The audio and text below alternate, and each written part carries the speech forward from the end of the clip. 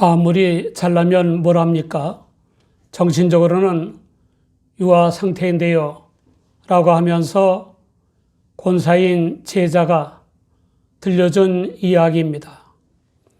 아는 사람이 딸을 의사와 결혼시키면서 혼수 상태가 될 정도로 많이 해 보냈다고 합니다.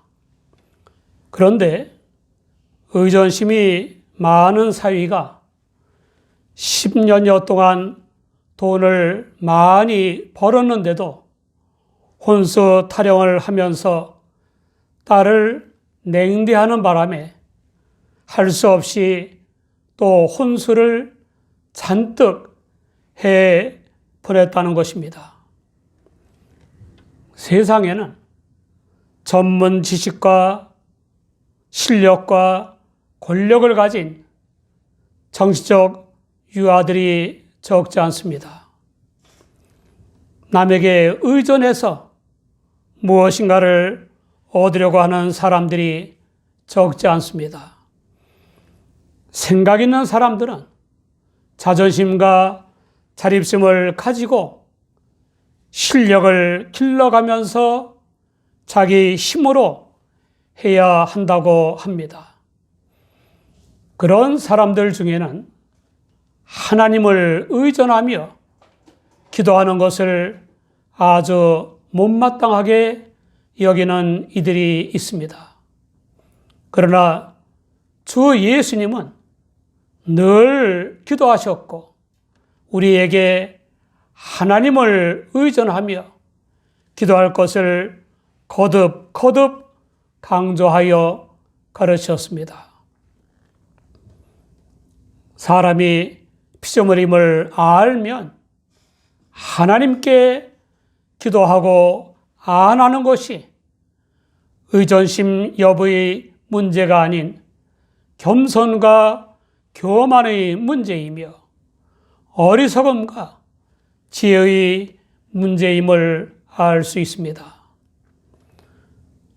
기도의 모범적인 내용을 가르치신 주 예수님은 주실 때까지 한결같이 집요하게 강구해야 한다는 것을 비유로 말씀하셨습니다. 주 예수님은 일상생활에 비유하여 말씀하심으로써 일상생활이 영이신 하나님의 영적 진리나 영적 교훈을 이해하는 근거가 된다는 점을 일깨우곤 하셨습니다. 주 예수님은 말씀을 듣는 사람들의 관심과 결단을 촉구하기 위해 그들 중 누가 밤중에 친구에게 가서 떡 3덩이를 빌려달라고 하는 것으로 가정하셨습니다. 떡 3덩이를 빌려달라고 하면서 그 사람은 친구가 여행을 하는 중에 자기 집에 왔는데 대접할 음식이 없기 때문이라고 이유를 밝혔습니다. 밤중에 이런 일이 일어나는 것은 중동 지방의 기후의 특성 때문이었습니다.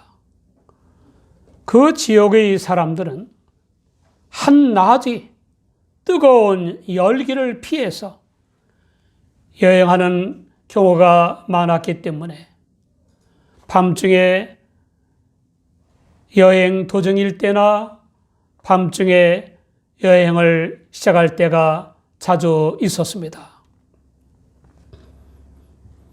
주 예수님의 말씀은 밤중에 떡 3덩이를 빌려달라는 부탁을 받은 그의 보스의 속마음이 어떻든 간에 거절하지는 못한다는 것입니다. 나를 괴롭게 하지 말라. 이미 문이 닫혔고 아이들이 나와 함께 침소에 누웠으니 일어나 내게 줄 수가 없노라 하겠느냐. 기분 좋아서 빌려주든지 마지못해 빌려주든지 신경질 내면서 빌려주든지 칭찬하면서 빌려주든지 욕하면서 빌려주든지 간에 빌려주기는 빌려준다는 것입니다. 그러면 되지 않습니까? 이기적 욕심이나 죄의 욕심이 아니라 여행하느라 지치고 굶주린 친구를 위한 사랑의 목적을 달성하는데 무안을 좀 당하면 어떻고 욕 좀 먹으면 어떻습니까? 의와 진리와 사랑의 목적을 달성하는데 체면과 위신이 뭐 그리 대단한 겁니까? 하나님께서 원하시고 기뻐하시는 목적을 달성하는 것보다 체면과 위신을 더 중요하게 여기면 안 되지 않습니까? 중동의 보통 가정에서는 문을 닫아 걸고 온 식구들이 한 방에서 잠을 잤고 노예가 있을 경우에는 노예까지도 한 방에서 잠을 잤습니다. 그렇기 때문에 한밤중에 떡 3덩어리를 빌려달라는 부탁을 들어주려면 귀찮고 괴롭고 게다가 잠든 가족들의 잠을 깨게 되는 등의 성가신 일들이 벌어지므로 일어나 줄 수가 없다고 할 것입니다. 그러나 주 예수님의 말씀은 실제로는 그렇게 거절할 수 없는 보다 더 큰 이유가 있다는 것입니다. 비록 벗됨을 인하여서는 일어나 주지 아니할지라도 그 강청함을 인하여 일어나 그 소용대로 주리라. 친구 사이지만 부탁을 들어줄 수 없는 특별한 상황이라 하더라도 그 강청함 때문에 잠자리에서 일어나 원하는 대로 들어준다는 것입니다. 강청함은 하나의 대안이며 염치 없이 끈덕지게 졸라댄다는 뜻입니다. 염치 없이 끈질기게 졸라대는 기도의 자세는 하나님께서 응답해 주신다는 확신에서 비롯되는 것입니다. 하나님께서 들어주실 리가 없다고 생각하는 사람은 끈질기게 기도하기는커녕 아예 기도할 생각조차 안 하는 것입니다. 이 기도 제목은 하나님께서 기뻐하시고 원하시는 것이므로 반드시 이루어 주실 것이라고 믿기 때문에 간구하게 되는 것입니다. 생각보다 빨리 이루어지지 않아도 반드시 이루어질 것을 믿기 때문에 이 문제는 워낙 중대하고 심각한 것이라서 하나님께서 뜸을 들이시는구나. 혹은 이 기도 제목은 워낙 엄청난 것이라서 하나님께서 기도의 양을 더 많이 원하시는구나 라고 깨달으면서 막강한 인내심을 가지고 한결같이 집요하게 간구하는 것입니다. 마샬은 이 비유의 요지는 확실히 하나님이 끈질기게 요청하는 것을 결국은 들어주기 때문에 계속해서 기도하라는 것은 아니다. 오히려 하나님은 그의 자녀들의 필요를 자비롭게 응답해 줄 것이기 때문에 계속해서 기도하라는 것으로 이해할 수 있다. 이 점은 기도에 대한 하나님의 확실한 응답과 그에게 구하는 이에게 들어준다는 확신을 강조하는 누가복음 11장 9절부터 13절에서 확인된다라고 주석했습니다. 주 예수님은 기도의 응답에 대한 확신에서 비롯되는 한결같이 집요한 기도를 더욱 강조하시기 위해서 구하라. 그러면 너희에게 주실 것이요. 찾으라. 그러면 찾을 것이요. 문을 두드리라. 그러면 너희에게 열릴 것이니 라고 말씀하셨습니다. 기도를 세 가지 형태로 다양하게 묘사하셨고 그 응답도 세 가지 형태로 묘사하셨습니다. 이 묘사는 단순한 열거라기보다는 기도의 강도를 나타내는 열거라고 할 수 있습니다. 트렌치는 세 명령의 반복은 단순한 반복 이상이다.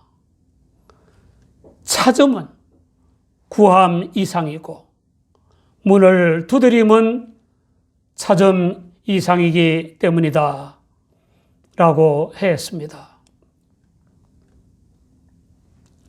간구하면 하나님께서 주실 것이고 바라고 애써 찾으면 하나님께서 찾게 해 주실 것이고 주먹에서 피가 나도록 문을 두드리면 하나님께서 반드시 문을 열어 주신다는 겁니다.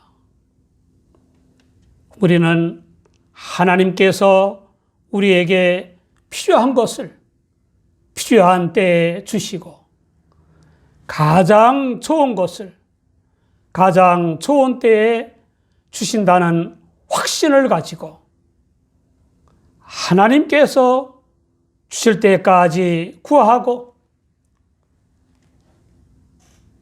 찾을 때까지 찾고 문이 열릴 때까지 두드려야 할 것입니다. 그렇게 해야 하는 결정적인 이유는 하나님 아버지께서 구하는 이마다 받을 것이고 찾는 이가 찾을 것이고 두드리는 이에게 열릴 것이라고 확언하셨기 때문입니다. 이 사실은 하나님의 응답의 확실성을 강조하는 것입니다. 하나님의 응답의 확실성은 기도의 용기와 기도의 끈기를 가능케 해 주는 것입니다.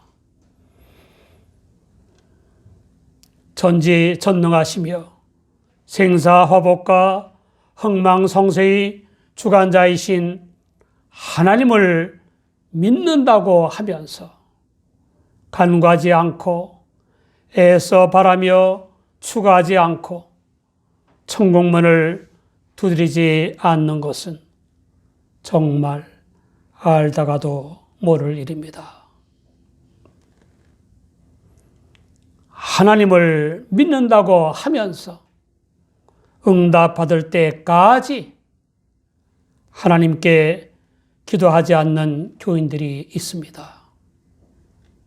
이런 교인들은 하나님을 생사화복과 흥망성쇠를 주관하시는 전지전능하신 창조주여 섭리자여 구원자여 심판자이신 유일한 절대자로 믿는다고 할 수 없습니다.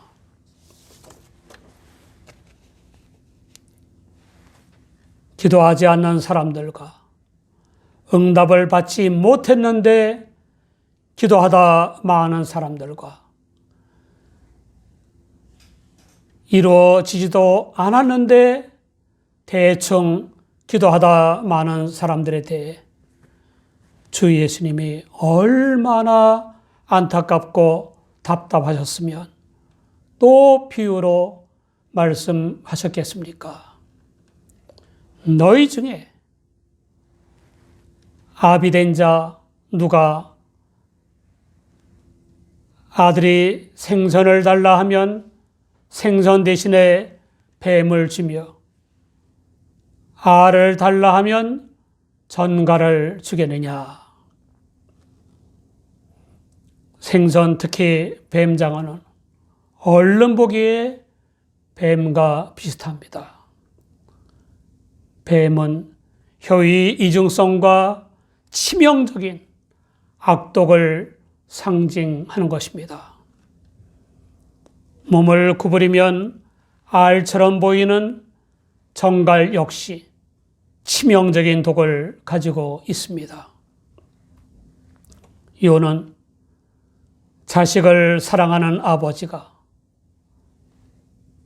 유익한 것을 달라고 하는 자식에게 비슷하다고 해서 독과 같은 해로운 것을 줄 리가 없다는 것입니다. 한 걸음 더 나아가 주 예수님은 너희가 악할지라도 좋은 것을 자식에게 줄 알거든 하물며 너희의 천부께서 구하는 자에게 성령을 주시지 않겠느냐라고 말씀하셨습니다. 아무리 악한 사람이라도 사랑하는 자식에게만큼은 좋은 것을 줄 알지 않습니까? 그렇다면 하나님 아버지께서 구하는 자녀에게 가장 값진 선물인 하나님의 영이시자 주 예수 그리스도의 영이신 성령을 주신다는 것은 말할 것도 없지 않습니까? 마음 보고 이끌어내신 하나님의 자녀들이 그 하나님 아버지께 구하지 않는 것도 기적 같은 일입니다. 정말 하나님 아버지의 사랑과 권능을 아는 자녀라면 얼마든지 한결같이 집요하게 구하고 찾고 문을 두드릴 것입니다. 하나님께서 우리에게 필요한 것을 필요한 때에 주시고 가장 좋은 것을 가장 좋은 때에 주신다는 확신을 가지고 주실 때까지 구하고 찾을 때까지 찾고 문이 열릴 때까지 두드리시기 바랍니다. 강 권사님은 주 하나님을 믿기 전에 4년여 동안 병약해서 약그릇을 들지 못할 정도였고 호흡하는 것조차 힘들었습니다. 그러다 보니 신경쇠약에 걸렸고 가정생활도 그리 평탄치 못했습니다. 결국 죽을 병세로 송탄에 있는 어느 병원에 입원했습니다. 그런데 의사 선생님이 제 의술로는 병을 고치지 못합니다. 하지만 당신의 병은 하나님만이 고칠 수 있습니다. 라고 했습니다. 그래서 퇴원해서 처음으로 개봉감리교회에 나갔고 교회에 다니면서 간절히 기도하는 중에 놀랍게도 병이 나았습니다. 기도하는 그 권사님은 한 해에 160여 명의 전도 열매를 맺기도 했습니다. 좋은 연장을 곁에 두고 활용하지 않는 사람은 어리석은 사람입니다. 전능자이시며 생사화복의 주관자이신 하나님을 믿는다고 하면서 기도하지 않는 것은 더욱 어리석은 일입니다. 여러분 축복합니다.